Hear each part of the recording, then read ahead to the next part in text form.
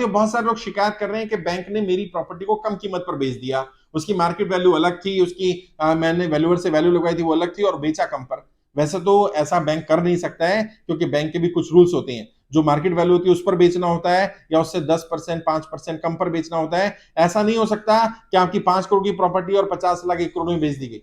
लेकिन कहीं पर फिर भी अगर आपको लग रहा है आपके साथ अन्याय हुआ है, अत्याचार हुआ है, आपकी प्रॉपर्टी की कीमत ज्यादा थी, कम में बेची गई है, कहीं पर घपला हुआ है, गोलमाल हुआ है, क्योंकि बहुत सारी जगह पर पता चला है मैनेजर्स प्रॉपर्टी डीलर के साथ मिल करके ऑक्शन करवाते हैं। ऑनलाइन ऑक्शन में वही लोग फॉर्म भरते हैं, उनके खास लोग होते हैं वही भरते हैं, और प्रॉपर्टी उन्हीं को चली जाती है। और कभी अगर पता चला किसी एक बैंक का रिकॉर्ड निकाला गया कि उसने कितनी प्रॉपर्टी ऑक्शन करी, ऑक्शन खरीदने वाले कौन लोग थे, और ऑक्शन खरीदने कितने दिन बाद बेची गई, तो ये बहुत बड़ा नेक्सस निकल के आएगा कि मैक्सिमम प्रॉपर्टी कुछ एक लोग, एक ग्रुप या एक कंपनी या कुछ एक लोगों ने ही खरीदी होगी।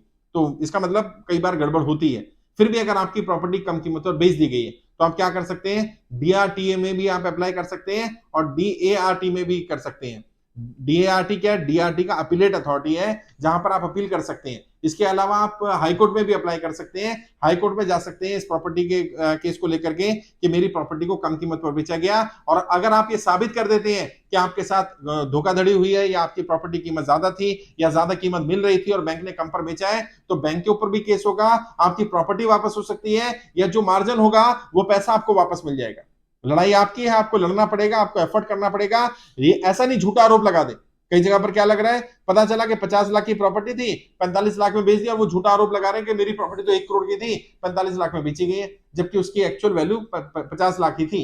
तो 50 लाख की प्रॉपर्टी को 10% कम पर 45 लाख या 40 लाख 20% कम पर बेचा जा सकता है, क्योंकि ऑक्शन करने के ऊपर डिपेंड करता है कि उस समय पर कोई ग्राहक अवेलेबल है उस कीमत पर कि नहीं है। लेकिन फिर भी अगर आपके पास जेन्युइन केस है आपका, मैंने बार बार कहा है, अगर किसी के साथ अहित हुआ है, अत्याचार हुआ है, बिल्कुल घबराने की जरूरत नहीं है।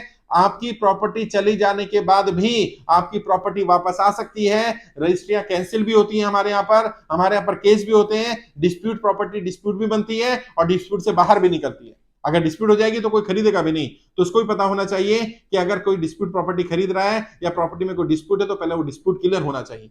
अपनी तरफ से कोई गलत कदम नहीं उठाना है, आपने अपनी तरफ से झूठा केस नहीं करना है। लेकिन अगर आपके पास तथ्य हैं, तथ्यों के आधार पर आप बात रख रहे हैं, आपकी बात में अगर वजन है, सच्चाई है, और आपके साथ अहित हुआ, अत्याचार हुआ, अन्याय हुआ है, तो आपको न्याय जरूर दिलाया जाएगा। आरबीआई भी न्याय दिलाएगा, कोर्ट भी न्याय दिलाएगा।